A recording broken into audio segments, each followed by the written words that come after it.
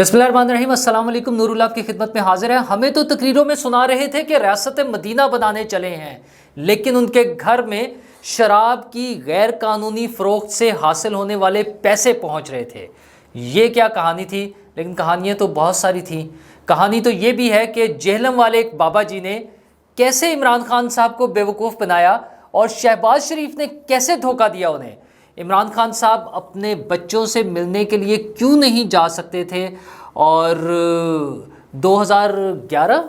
کا جو جلسہ تھا وہ کس نے کرایا اور کیسے کرایا، اور بہت ساری چیزیں۔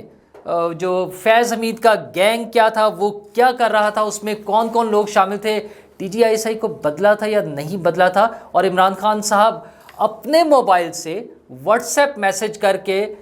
کس کو درخواست کر رہے تھے کہ پی ٹی آئی کے خلاف کیمپین نہ چلاؤ، یہ جو بزدار کی کرپشن کی کہانیاں سنا رہے ہو اس کو روک لو، دبا لو، ہماری بدنامی ہو رہی ہے۔ خان صاحب کو بدنامی کی بھی فکر تھی، اور طاہر القادری صاحب کا کیا رول تھا دھرنوں میں، اور طاہر القادری صاحب کے بغیر ان کے لیے کیا مصیبتیں کھڑی ہو جاتی تھی، پھر کہاں کہاں دوڑ لگانی پڑتی تھی۔ یہ ساری باتیں تو میں آپ کو بتاؤں گا ہی، لیکن وہ شروع کرتا ہوں میں وہیں سے جو میں نے ابھی ابتدا میں بات کی کہ عمران خان صاحب ہمیں بہت عرصہ سناتے رہے، بلکہ شروع سے ہی، کہ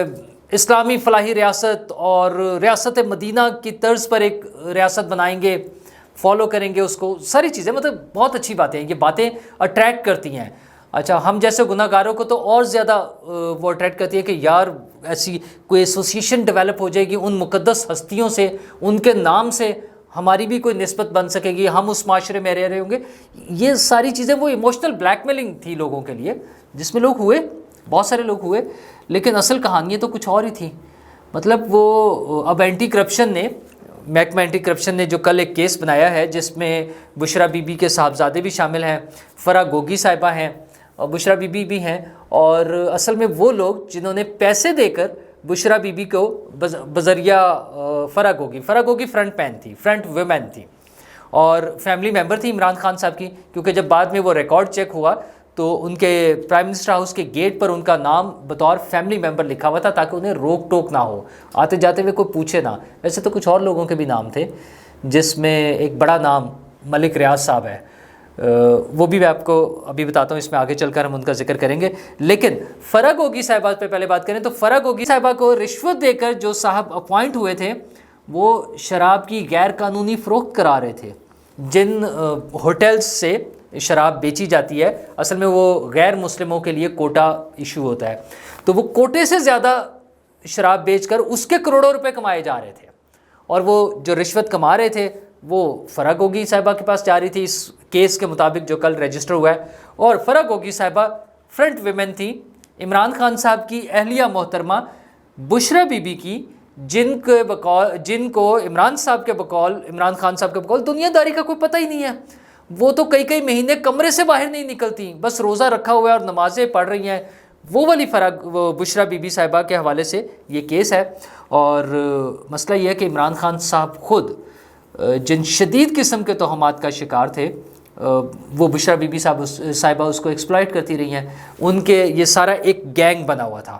یہ انکشافات کیے ہیں علیم خان صاحب نے کل رات سلیم صافی صاحب کو اپنے انٹرویو میں، اور انہوں نے بتایا کہ یہ 5 لوگوں کا گینگ تھا۔ اصل میں 4 لوگ اس طرف تھے، عمران خان صاحب، ان کے پرنسپل سیکریٹری اعظم خان صاحب جو کہ اب اغوا ہو گئے ہیں یا گرفتار ہوئے ہیں یا غائب ہیں یا خود سے کہیں چھپ گئے ہیں یا عمران خان صاحب نے چھپایا ہے، یہ باتیں تو ابھی کلیئر ہوں گی چند دنوں میں، لیکن بہرحال عمران خان صاحب، ان کے ساتھ اعظم خان صاحب، بشرا بی بی اور ان کی فرنٹ ویمن فرح گوگی صاحبہ، یہ سب مل کر ایک گینگ بنا ہوا تھا، اور ان کو یہ مل کر کام کر رہے تھے فیض حمید صاحب کے ساتھ۔ اور فیض حمید صاحب نے پہلے تو عمران خان صاحب کو لانے میں اپنا جو رول پلے کیا، اس کے بعد فیض حمید صاحب کا رول ختم ہو گیا تھا، اس سینس میں کہ وہ اب عمران خان صاحب کو کچھ نہیں دے سکتے تھے، اب انہیں اپنی ضرورت تھی کہ عمران خان صاحب ان کو پروموٹ کریں اور بطور آرمی چیف تعینات کر دیں فیوچر میں، تو اس لیے وہ عمران خان صاحب کے ساتھ لگے ہوئے تھے، اور وہ عمران خان صاحب کے کہنے پہ ہر سیاہ و سفید کیے جا رہے تھے۔ اچھا، یہ تو عمران خان صاحب کی سائڈ کا موقف تھا نا، اور دوسری طرف سے وہ اپنے بھی وہ پوری طرح سے انہوں نے پینیٹریشن رکھی ہوئی تھی، اپنی انڈکشن کرا رہے تھے، اپنے لوگ لگا رہے تھے، ایک تو عمران خان صاحب کی خدمات کے لیے، اور دوسرا انہوں نے اپنا ایک نیٹ ورک بنایا ہوا تھا، اس کو استعمال کر رہے تھے۔ تو یہ سب لوگ جو تھے ایک گینگ مل کر چل رہا تھا، اور جب ان کی کرپشن کی کہانی جنرل عاصم منیر جو اس وقت D G I S I تھے وہ لے کر عمران خان صاحب کے پاس آئے تو عمران خان صاحب نے انہیں فارغ کر دیا. اچھا، عمران خان صاحب لیکن ایسی چیزوں پہ، اور وہ بشرا بی بی کے ذریعے استعمال ہوا، کیسے بشرا بی بی صاحبہ نے اس کا سٹوری بنائی، ان کو کمیونیکیٹ کیا، اور یہ سارا کچھ ہوا. لیکن اس سے پہلے بھی ان کے یہی حالات ہیں. اس انٹرویو سے ہٹ کر میں آپ کو بتاؤں کہ 2013 میں علیم خان صاحب، چونکہ آج یہ علیم خان صاحب کا انٹرویو کا میں ذکر کر رہا ہوں تو آپ کو ایک کہانی اس انٹرویو کے علاوہ سنا دوں کہ اس انٹرویو میں تو علیم خان صاحب نے کہا کہ میں نے 2013 کے الیکشن میں حصہ نہیں لیا. انہوں نے واقعی نہیں لیا تھا، لیکن وہ حصہ لے رہے تھے. کم از کم 3 نشستوں پر ان کا پلان تھا الیکشن لڑنے کا، اور ساری تیاری ہو چکی تھی، پلاننگ ہو گئی تھی، تیاری چل رہی تھی الیکشن کی. تو ایک بزرگ کی انٹری ہوئی، پیر صاحب کی. یہ ہم ٹاکنگ اباؤٹ 2013 الیکشن سے پہلے، فوراً پہلے. اور ان بزرگ نے بتایا کہ عمران خان صاحب آپ 2/3 میجورٹی کے ساتھ الیکشن جیتنے جا رہے ہیں، 2/3 اکثریت کے ساتھ. لیکن ایک ایشو ہے بس، یہ جو علیم خان صاحب ہے نا، اگر انہوں نے الیکشن لڑا تو آپ سارا کچھ فارغ ہو جائے گا، آپ کی پوری الیکشن کیمپین، اور آپ ہار جائیں گے الیکشن. تو ان کو روکیں، ان کو الیکشن سے نکال دیں. عمران خان صاحب تو تہمات کے شکار شروع سے. انہوں نے کہا بابا جی نے کہہ دیا ہے، وہ جیلم والے بابا جی، اور بس اب تو کوئی بات ہی نہیں ہے. تو وہ انہوں نے جیلم والے بابا جی کے کہنے پر علیم خان صاحب کو میسج بھیجا کہ خان صاحب آپ نے الیکشن نہیں لڑنا، کیونکہ آپ کی وجہ سے ورنہ ہم الیکشن ہار جائیں گے. علیم خان صاحب کو یقیناً یہ بات اچھی نہیں لگی ہوگی، لیکن وہ ہوتے ہیں نا کامن فرینڈس، بیچ میں جو لوگ ہوتے ہیں جن کے ذریعے میسج آئے، یہ ساری بات چیت چلی. انہوں نے علیم خان صاحب کو سمجھایا کہ سر آپ کی چھوٹی سی قربانی سے اگر یہ ہم الیکشن جیت سکتے ہیں، عمران خان صاحب اقتدار میں آ سکتے ہیں، ہم نے تو قوم کی خدمت کرنی ہے، ہم نے تو ریاست مدینہ بنانی ہے، ہم نے تو انصاف کی تحریک لے کر آئے ہیں، لوگوں کو انصاف مہیا کرنا ہے، ہم نے تو ایک نیا پاکستان بنانا ہے. تو یہ جو سارے سہانے خواب تھے یہ سب دھڑام سے نیچے آ گریں گے اگر آپ نے الیکشن لڑا، تو بس آپ بیچ میں سے نکل جائیں. علیم خان صاحب کے پاس کیا آپشن تھی؟ انہوں نے مان لیا، انہوں نے کہا ٹھیک ہے جی میں نہیں الیکشن لڑتا. انہوں نے 3 سیٹوں سے الیکشن نہیں لڑا، بلکہ الیکشن لڑا ہی نہیں. بعد میں انہیں ضمنی الیکشن لڑایا گیا تھا، وہ بابا جی کا حشر میں بتاتا ہوں. تو الیکشن وہ ہار گئے. عمران خان صاحب تو بڑی بری طرح سے الیکشن ہارے تھے. 2013 کا میں کہ 30-32 سیٹیں تھیں شاید ان کے پاس. تو وہ الیکشن ہارنے کے بعد پھر علیم خان صاحب نے جا کے پوچھا انہیں کہا خان صاحب کدھر ہو بابا جی، کہاں گئے وہ بابا جی؟ تو پھر خان صاحب نے انہیں جو ماں بہن کی گالی نے کہا پتہ نا ڈیش ڈیش ڈیش، انہوں نے کہا اس نے مجھ سے جھوٹ بولا، فراڈ کیا ہے. اچھا، اور ساتھ انہوں نے بتایا کہ وہ جو بیوقوف بنے ہیں وہ صرف بابا جی نہیں، بابا جی کے پیچھے شہباز شریف تھے، اور ان بابا جی نے صرف علیم خان صاحب کی 3 نشستیں نہیں خالی کرائی تھیں، انہوں نے 35 سیٹوں پر بندے چینج کروائے کہ اس کو فارغ کر دیں، اس کو فارغ کر دیں، اس کو فارغ کر دیں، ان کی جگہ کوئی اور لگا لیں، لیکن ان کو فارغ کریں. اور یوں وہ اس سے مجھے وہ یاد آتا ہے 35 پنکچر ان کے دماغ میں جو کہیں پھنسا ہوا تھا نا، 35 پنکچر وہ اصل میں وہ بابا جی نے لگائے تھے انہیں. اور اس کے لیے جو مستری تھا پیچھے، بابا جی کے پیچھے مستری جو تھا وہ عمران خان صاحب کے بقول شہباز شریف تھے. تو کیسے بابا جی تھے اور کیسے عمران خان صاحب تھے کہ عمران خان صاحب اور ان کے بابا جی دونوں کو بیوقوف بنا گئے شہباز شریف صاحب.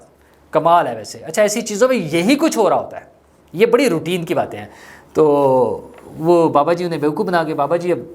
اللہ کے حضور پیش ہو گئے ہیں، اب وہ بابا جی جانے اور اللہ کی عدالت میں وہاں چلے گئے ہیں. بہرحال خان صاحب کے یہ معاملات اسی طرح چلتے رہے. پھر جب وہ اگلا الیکشن سے پہلے بشرا بی بی کی انٹری ہو گئی تھی، لیکن اس سے پہلے علیم خان صاحب نے بتایا کہ وہ شوکت خانم کے سب سے بڑے ڈونر رہے ہیں اور اب بھی ڈونیشن دیتے ہیں. ان کے خیال میں شوکت خانم ایک اچھا ادارہ ہے، اور میں بھی اسی بات پہ یقین کرتا ہوں کہ تمام تر ریزرویشنز کے باوجود ایک ایسا ادارہ ہے جہاں پہ بہت سارے لوگوں کا علاج ہوتا ہے. بہت سے لوگوں کا نہیں ہو پاتا، اس میں لمیٹیشنز بھی ہو سکتی ہیں، اس میں لوگوں کی نااہلی بھی ہو سکتی ہے، اس میں کسی کی بدنیتی بھی شامل ہو سکتی ہے، اس میں کسی کی کرپشن بھی ہو سکتی ہے، سارا کچھ ہو سکتا ہے. میں کسی چیز سے انکار نہیں کرتا، لیکن ساری چیزوں کے باوجود اگر ایک بھی شخص کی جان بچ جاتی ہے اس ہاسپٹل کی وجہ سے تو میں سمجھتا ہوں بس ٹھیک ہے، پھر گزارا کر لیں. ہاں، اس کا سلوشن کیا ہے؟ حکومتی سطح پر ایسے بڑے ہاسپٹلس ہونے چاہیے، یا تمام بڑے بڑے ہاسپٹلس میں یہ ارینجمنٹس ہونے چاہیے کہ وہاں کینسر کے مریضوں کا علاج ہو سکے. اور اس کے علاوہ جو سب سے اہم چیز ہے کہ احتیاطی تدابیر. بظاہر تو دنیا بھر میں اس کی کوئی چیز ایسی نہیں ہے، احتیاطی تدابیر نہیں ہے، لیکن اگر خوراک اچھی ہو، پینے کا صاف پانی ملے لوگوں کو، خالص ادویات اور خالص کھانے پینے کی چیزیں مل جائیں تو شاید ہماری چیزیں بہتر ہو سکتی ہیں، ماحول صاف ہو جائے، پولوشن کم ہو جائے، بہت ساری ایسی چیزیں ہیں، اس پہ کام کرنا چاہیے۔ پر علیم خان صاحب اس کے سب سے بڑے ڈونر تھے۔ علیم خان صاحب صرف شوکت خانم کے ڈونر نہیں تھے، نمل یونیورسٹی بنانے میں بھی علیم خان صاحب کا ہاتھ تھا۔ علیم خان صاحب نے اس میں تو صرف یہ بتایا کہ پیسے ویسے دیے، اصل میں علیم خان صاحب انہیں ملنے گئے تھے تو وہاں خان صاحب نے بڑا رونا دھونا ڈالا کہ یہ جگہ تو ہم نے ایکوائر کر لی ہے، لیکن اگر ہمارے پاس پیسے نہیں ہیں، اگر وہ ہم نے پیسے نہ جمع کرائے فوری طور پر تو یہ ہمارا کانٹریکٹ ختم ہو جائے گا، زمین واپس چلی جائے گی، ہمارے پاس نہیں رہے گی، جو بھی کانٹریکٹ کا ایک ٹائم تھا، تو ہم یونیورسٹی نہیں بنا سکیں گے۔ تو اس کے لیے بھی علیم خان صاحب نے کروڑوں روپے دیے۔ اچھا، لیکن جو ہی الیکشن ہوا اور وہ کہتے ہیں کہ میں ایم پی اے بنا، اور ٹھیک 2 دن کے بعد مجھے نیب سے نوٹس آنے شروع ہو گئے، اور کہتے خان صاحب نے تو مجھے یہی کہا نا کہ وہ دوست یعنی فوجی آپ کے خلاف کریں، لیکن علیم خان صاحب کو یقین ہے کہ یہ عمران خان صاحب خود کر رہے تھے، اور بات وہی تھی عملیات والی کہ کہیں عملیات میں کسی اور کا نام نکل رہا تھا، پھر عثمان بزدار صاحب کے نام نکل آیا۔ اچھا، اور یہ عملیات کا سلسلہ آگے بھی چلتا رہا۔ علیم خان صاحب بتاتے ہیں کہ جو سیکریٹریز کی اپوائنٹمنٹ ہوتی تھی وہ تصاویر دکھائی جاتی تھی بشرا بی بی صاحبہ کو، اور وہ اس پہ عملیات کر کے اور ان پہ ڈیسائیڈ کرتی تھی کہ عین والا بندہ لگا دے، بے والا لگا دے، کاف والا لگا دے، اس طرح سے ناموں کا کچھ عملیات کے ذریعے پتہ چلتا تھا۔ تو اس ملک کی بدقسمتی ہے، تو پھر وہ ہم نے بھگتی ہے بدقسمتی کہ اس طرح سے لوگ لگ رہے تھے۔ یہ تھا۔ دوسرا، تمام D P Os D C Os پیسے دے کے لگ رہے تھے، مطلب جنرلی تمام کا مطلب یہ نہیں ہوتا کہ 100% ایسا ہوگا، لیکن کافی سارے کیسز ایسے وہ سننے میں آتے رہے ہیں۔ عمران خان صاحب نے علیم خان صاحب نے بتایا، انہوں نے کہا کہ 16 جنوری 2022 کو مجھے واٹس ایپ پر میسج کیا، جو انہوں نے کہا میرے موبائل میں ابھی بھی وہ واٹس ایپ میسج موجود ہے، اور اس میسج میں انہوں نے کہا، انگلش میں وہ میسج ہے، اس کا اگر میں ٹرانسلیٹ کروں کہ سما چینل جو عمران خان صاحب علیم خان صاحب کی ملکیت ہے، وہ کہا سما چینل پر بزدار کے خلاف کیمپین کیوں چلا رہے ہیں آپ، اس سے پی ٹی آئی کو نقصان پہنچ رہا ہے، ہماری بدنامی ہو رہی ہے۔ ویسے آپ اللہ کی قدرت دیکھیں کہ خان صاحب کو بدنامی کی بھی فکر ہے۔ خیر، انہوں نے کہا، تو علیم خان صاحب کہتے ہیں میں نے جواب میں انہیں ایک اسکرین شاٹ بھیجا ٹویٹر ٹرینڈ کا، کرپٹ بزدار ٹرینڈنگ ان پاکستان، اور انہوں نے کہا جناب یہ لٹ مار مچی ہوئی ہے، بزدار صاحب جو ہیں وہ فرنٹ مین ہیں فرح بی بی کے، اور فرح بی بی آپ کے گھر میں ہے، آپ کی گھر فیملی ممبر ہیں، وہ بشرا بی بی کی دوست تھی نا، ان کے ساتھ مل کے سارا کچھ چل رہا تھا۔ تو انہوں نے کہا جی خان صاحب اس پہ ناراض ہوئے، کہا نہیں تم مجھے کوئی خاص مثال، اسپیشلی مثال بتاؤ، صرف ایک وہ جو ہے ٹیکے طاہر خورشید جو ہیں وہ کرپٹ تھے تو ان کو تو میں نے فارغ کر دیا، اب بتاؤ۔ تو خان صاحب نے کہا کہ علیم خان صاحب نے کہا کہ آپ مجھ سے نہ پوچھیں، آپ کی اتنی ساری ایجنسیز ہیں، آئی بی ہے، آئی ایس آئی ہے، اور آپ پرائم منسٹر ہیں، ان سے رپورٹ لے لیں، آپ کو پتہ چل جائے گا۔ تو خیر، دوسری چیز انہوں نے بتایا کہ ہاں پی ٹی آئی کا پی کے کون تھا، آپ کو یاد ہے وہ پی کے مووی، ویسے تو بڑا سویٹ سا کیریکٹر تھا، اور اس نے جتنے خوبصورت سوالات اٹھائے جس طرح سے، اگرچہ ظاہر ہے وہ فلم تھی، ایک ڈرامہ ہوتا ہے، ایک کہانی ہوتی ہے، لیکن بہرحال وہ ایک مزیدار سا کیریکٹر تھا۔ لیکن یہاں پہ پی کے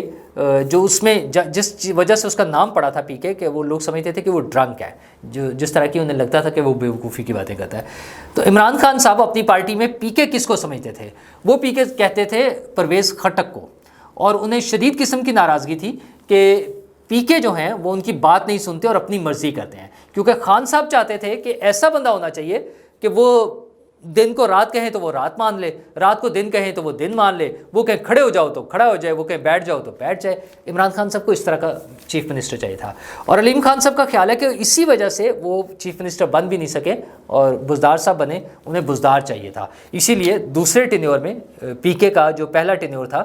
پی ٹی آئی کا، جس میں پی کے تھے یعنی پرویز خٹک وزیر اعلیٰ تھے، وہ گزرنے کے بعد انہوں نے وہاں پر بھی ایک پی کے رکھ لیا تھا، اور یہاں پر بھی پی کے تھا۔ دوسرا ان کی اپنی، ان کا جو مجھ پر کرپشن کے الزامات لگتے ہیں، انہوں نے پارک ویو سوسائٹی کا بتایا، ان کا اسلام آباد، ان کی اپنی جو ہاؤسنگ سوسائٹی ہے، ان کا اسلام آباد میں تو میں بنانا ہی نہیں چاہ رہا تھا، وہ تو عمران خان صاحب کی وجہ سے بنائی، کیونکہ عمران خان صاحب نے اپنے دوستوں کو پلاٹ خرید کر دلوائے تھے ایک اور بندے کی ہاؤسنگ اسکیم میں، جو کہ فراڈ تھا، فراڈ ان دا سینس کہ وہ بنا ہی نہیں سکتا تھا، اس کے پاس زمین پوری نہیں تھی، لوگوں کو ڈیولپمنٹ کام نہیں ہو سکتے تھے، پوزیشن نہیں دی جا سکتی تھی، اس طرح کے مسائل تھے۔ تو پھر گولڈی اگین عمران خان صاحب کے جو دوست ہیں، وہ ان ہاؤسنگ سوسائٹی والے صاحب کو لے کر آئے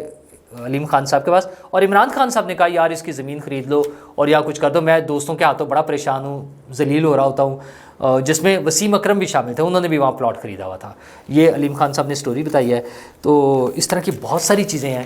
جو عمران خان صاحب کی توہم پرستی، وہ ہم نے بہت ساری چیزیں دیکھی نا، انگوٹھیاں اور وہ مزاروں پہ جا کے سجدے اور اس طرح کی چیزیں. اچھا تسبیح پڑھنا خیر ویسے تو ظاہر ہے بہت اچھی بات ہے، اگر کوئی شخص ورد کر رہا ہے، کوئی اللہ کا نام لے رہا ہے، کوئی کلام مقدس پڑھ رہا ہے، لیکن جب دکھاوے کے ساتھ اور چیزوں کے ساتھ ایسوسیٹ ہو جاتا ہے میڈیا میں اور گلیمر کے ساتھ اور اس طرح سے، تو پھر اس کے بارے میں ریزرویشنز آتی ہیں. اللہ کو یاد کرنا، اللہ کے پیغمبر صلی اللہ علیہ وسلم کی بتائی ہوئی تعلیمات پر چلنا، ان کی تعلیمات کے مطابق معاشرے کو ڈھالنے کی خواہش رکھنا، ان کی تعلیمات کے مطابق معاشرے کی تشکیل کا سوچنا، یقیناً بڑی خوبصورت باتیں ہیں، یقیناً بہت اچھی باتیں ہیں، لیکن انفارچونیٹلی ہمارے ساتھ دھوکہ ہوا ہے. ہمیں یہ ساری باتیں بتا کے اصل حقیقت کچھ اور تھی. اصل میں تو عمران خان صاحب شراب کے پیسے کھا رہے تھے،